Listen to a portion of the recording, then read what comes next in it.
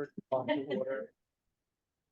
Calling to order the Affordable Housing Trust meeting for April 2nd, 2024. Check. We good? All right, first order of business, we're gonna have approved the minutes from August 15th, 2023.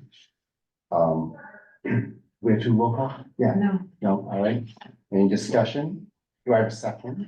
Second. All right, any discussion? All those in favor? Aye. All right, nays, no?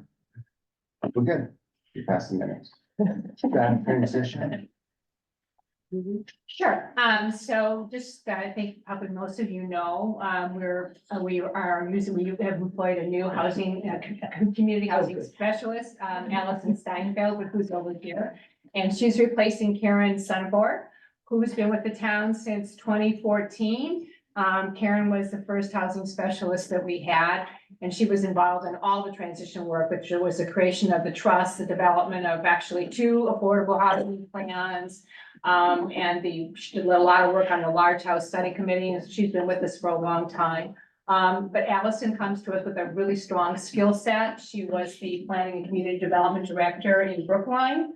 And she actually had my role, actually probably a larger role than I did. She was actually, I think, overseeing HUD funds and community development grant funds. So she was doing economic development and planning and housing.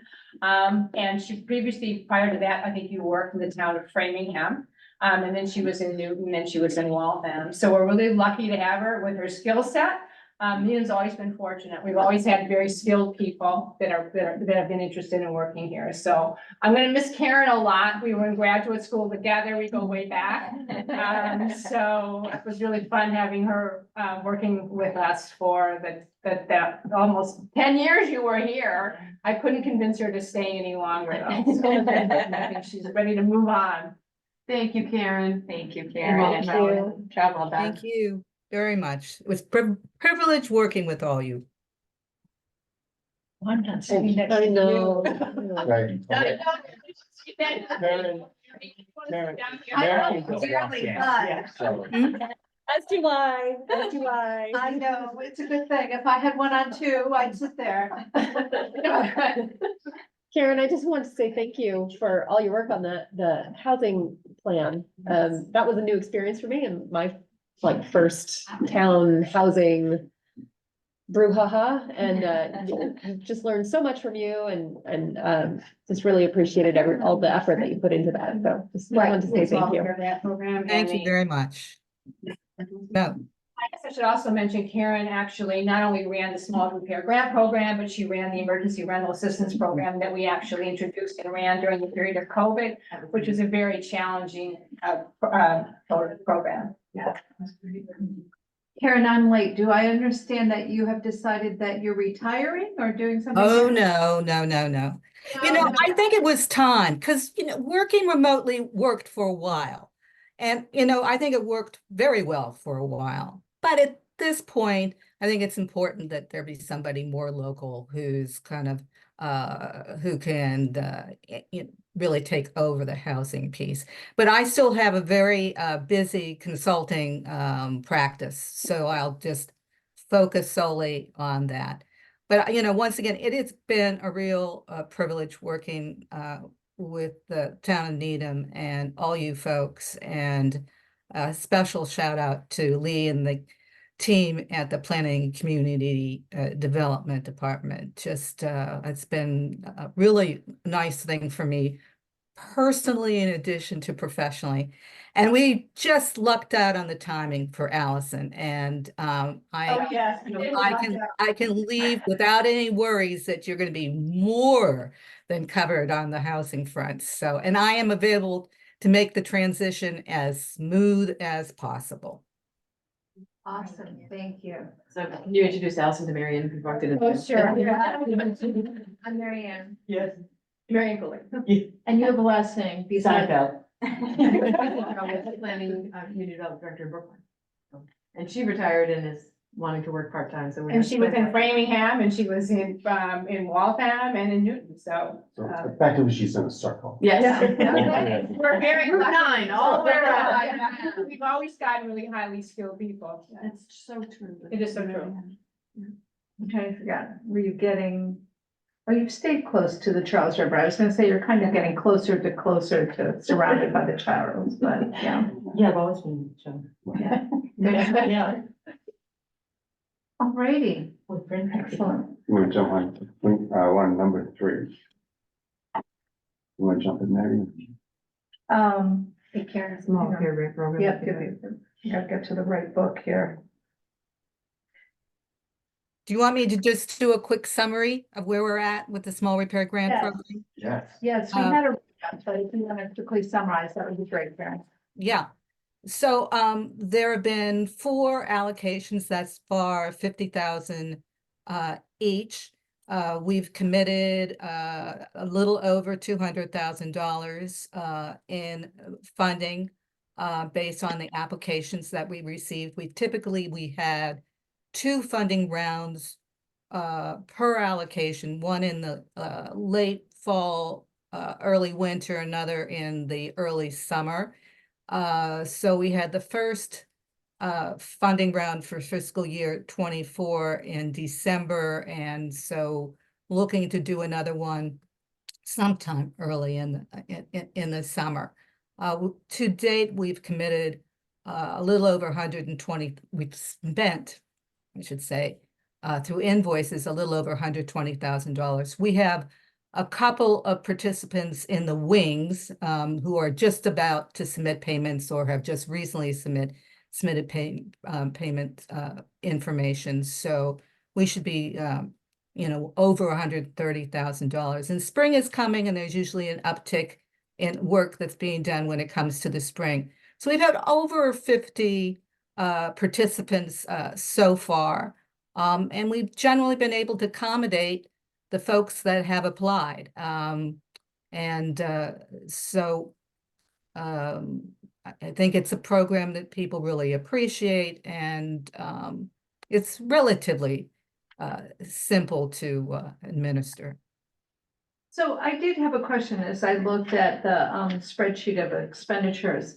Yeah. I'm wondering if there are expenditures that are complete where there are funds to be reallocated. For example, when we go back to some of these from 2020, Yeah.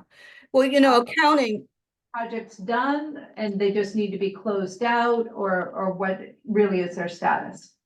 yeah, the accounting, basically, as payments come in, they just take the money that's been allocated furthest back and they draw down from that. If you look at the first couple of allocations, I expect that there'll still be one person who's going to spend the money from the fiscal year 22. We spent almost 75%, almost 3/4 of the funding. I expect that will kind of be a typical rule of thumb. The fact that there are some people who can't find a contractor. It's not so easy finding small contractors. Some people really have capacity issues. I mean, they, don't have computers, they don't have, they're disabled, they just need a lot of hand-holding and still can't quite make it work. So there's some fall off there. Some people have moved, tell you the truth, out of town. So there have been a number of reasons, but we try to do our best to do the hand-holding and to try to help them where we can through the process. So I am wondering, you said you're expecting one more from 2022, but if I Yeah. go back to 2020, there's 11,500 that's unspent from 2020. Is that funding that we could close out and move back to a They roll it over. place to be They roll allocated? it, they've already spent down that whole allocation. So it's just a way for me to keep track, by participants, by funding round. But as payments are made, accounting basically looks at the earliest application, draws down from that. You'll see the commitments are more than the 50,000 in the subsequent years. But we did have a different spreadsheet that we were using for a while. Was that for this program? I think this was the updated. It's okay, this is the format. Okay, this makes it not clear to understand how the funding is actually working.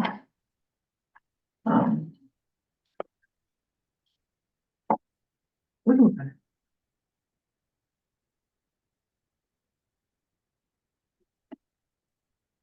There are reports by fiscal year that accounting puts out. You know, so, Try to roll over to the next year. yeah, they just roll it over. Stop and roll over. It makes sense to show how things close out and what dollars get reallocated, so it's just challenging to track that through, so when you're looking at the bottom line, Should show encumbrance. you know, I'm sure some projects come in exactly where they're planned, other projects come in less than planned. You know, That's when you- right. So it's netting that out that it's just tricky to understand from this. You Yeah. know, that it's right that some come in a little lower than they're planned. When it's going to be higher, we usually amend the award Yep. letter and Good. amend this information here. Yeah. It is true that sometimes they decide not to do all the items they expected, or they get a better price from another contractor. That can happen too, yeah, all things can That's occur. happening. Yeah. Okay. Any other questions? Any motion?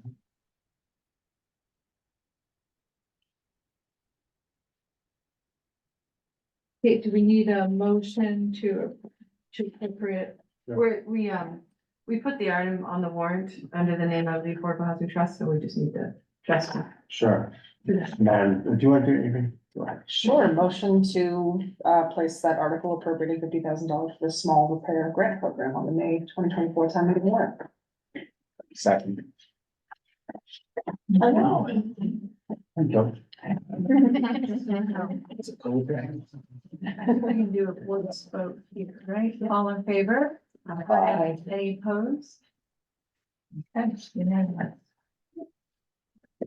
All right, the next one is the update from TCHOC, which I hope everybody had an opportunity to read. I don't know if Kathy would like to make some brief comments. Sure, I'll just summarize, so most of you all, but not Allison, probably understands what TCHOC is, it's a new committee.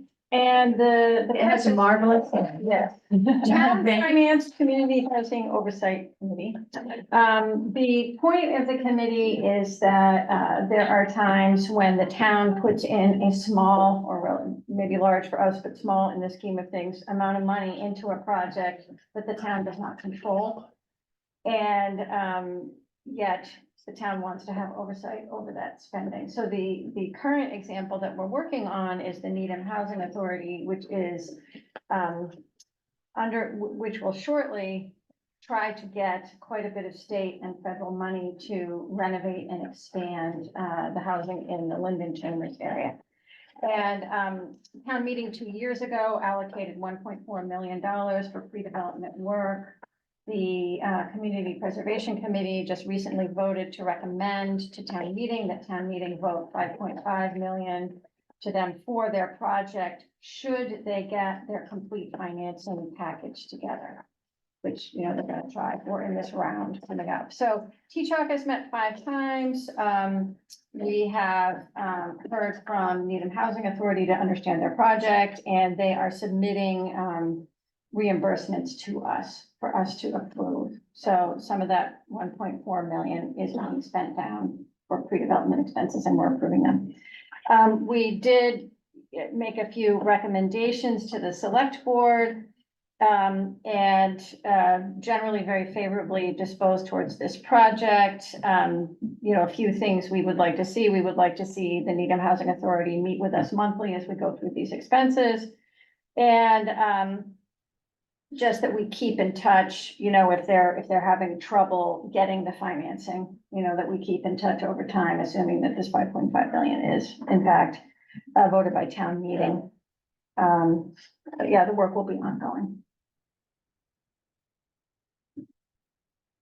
We meet again next Monday. Monday, that's right. You have a guest speaker? We do, yeah, we're going to get a guest speaker who will explain to us how this public housing financing works, because it is Sure. incredibly complicated. It's like this project for the Needham The layer Housing cakes that are Authority. chosen Yeah, there's And waterfalls. 17 sources of financing. Yeah, And some are contingent on others, Right. and it's complicated. So we try to educate ourselves. Beyond later. Maybe we can send the link out to everybody when it's available, because, I think it would be worthwhile as, the town continues to work on affordable housing projects to have a good understanding what the landscape is for this and what the environment is. I would like to emphasize one point on this $5.5 million. So assuming that town meeting votes it, it would not be spent until all the financing is received and until the project is underway. So there is not a risk that somehow this 5.5 million would be spent and then the town would get nothing because the financing falls apart. The financing doesn't happen, the 5.5 does not get spent. It's a reimbursement process. I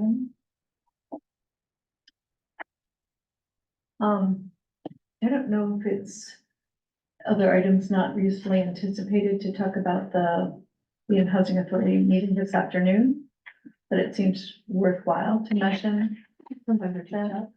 It seems related to T-Chalk at least, just so that everybody in the room is aware. The Needham Housing Authority was meeting this afternoon. They went first into executive session to discuss negotiations, actually with the Cambridge Housing Authority as their potential developer. They would have come out of executive session and continued that discussion in public session.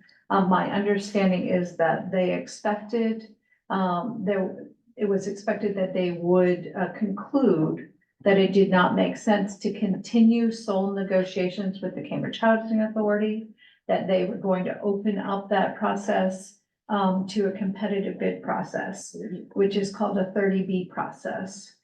They hoped that Cambridge Housing Authority would continue to bid, but they had concluded that in their negotiations, that they did not believe, based on their advisors, that they were getting a competitive price from the Cambridge Housing Authority, given the amount of risk that the town has undertaken and will have cleared for them at the end of this town meeting, where the zoning will be in place for the project, supporting it going forward, and presumably funds will be committed by the town.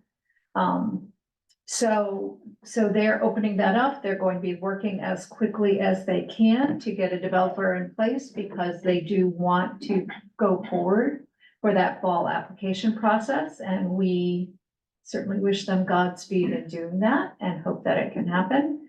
For us at town meeting, it really doesn't change anything, because the town is committed to this project. We're committed to putting the zoning in place to support the project. And we have earmarked those funds to support this project, which, as Kathy's indicated, are not at risk as long as the project goes forward, which is what everybody wants to have happen. So town meeting needs to occur. We need to continue to support it, and the Housing Authority as they make their efforts to do the best project possible. So that's what was happening this afternoon, a little bit of a change. I think, they had continued to work and negotiate with the Housing Authority in good faith on both sides, hoping that they would reach an agreement. And I think they just reached a point where they said, we're not getting any closer after 3 months, and it's time to try a different way. So that is what has occurred, kind of breaking news. Okay. So the latest. I know that Dredge did call a number of folks this afternoon. He spoke with the chair and vice chair of the CPC. He spoke with Louise Miller and Josh Levy from the Finance Committee. He put in a call to Denise Garlick to keep her abreast. So he has tried to work with some various folks to be sure that they were apprised of what was going to happen. He called Adam Block. So, and I'm thinking, well, who was on his list? The roster. And I know I spoke to Joe, actually later this afternoon, and he actually thought this was a good move, which is what I think as well. And we think being able to tell the town that this has gone through a competitive process and represents the best deal they can get with a developer is the thing to do. So here we go. All right, the Select Board Affordable Housing Trust goal. So, I just wanted to raise this. We know that the League of Women Voters was doing a study about affordable housing trusts, but, I'm not sure the timeline is now June-ish. I do think that it's been raised a number of times what the trust should be working on, what we should be asking for CPC money for ourselves for some of these initiatives. And now that we have Allison on board, maybe we can, brainstorm some items that we might want to be doing and as a group. And then the board had talked about the first 5 years, we had the board and me and Avery, but expanding it to other people and not tying up the whole board is probably a really good idea. So I think we should hear out the league because they've done so much work, Sure. but I wouldn't want to put it off much more than this summer, because this is something that gets set, so. Yeah, so I am hoping that they do complete their work and are able to report out in June, and I would be willing to meet again once we had that report available from them, and they'd be willing to come meet with this group, because I do think articulating a new approach going forward is important. And one of the things that came up with the Housing Authority project is if the money was in the trust, it could be loaned out, or whether we want to do that or not, that's something that should be discussed long before somebody really needs it done in the next month, so. And there may be other projects that we haven't thought of yet that we might want to do. Like the trust fund. I do think that through this project, we've learned some new things about how the financing has a possibility to work, and so we will need to understand how we set up transactions using the trust, it looks like, to make those kinds of things happen. There would be possibilities. Do you have a sense of how much is in the trust? Karen, do you know how much is in the trust right now? It's about 50,000. Thank you. So people will recall that we generally go through, the monies that come into the trust are coming through the auditing process of looking at the projects that exist in Needham. So they are relatively small dollars. And I think what we know is that other communities that have more dollars in their trust have sources of funds where they're coming from, largely from CPC, that they become the authority for CPC to give money to so that they can go out and fund other projects, but we'll see what makes sense for us. And of course, there's other discussion. Should people look at transfer fees, et cetera? I don't think I'm actually a transfer fee fan, but we'd have to understand what it means. And if we had members of the trust who were actually housing specialists in some way, then the pressure might be off the CPC for having to become specialized in housing, really waterfalls and layer cakes. Yeah. It seems like it might be a good opportunity. Any other questions or business for today? Sounds good. Sounds like we'll meet when we get the report. We'll be followed up with Karen and Carol. Who was, So I saw Jan Jan, Soma. She may have information about the status on the report right now. Yeah, Would you like me to move for her? Yeah. I think given them your time, certainly.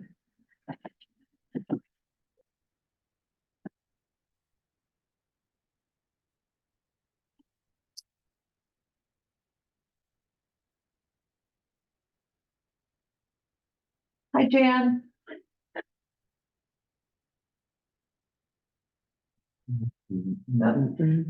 Are you there? Yes, yes, hi.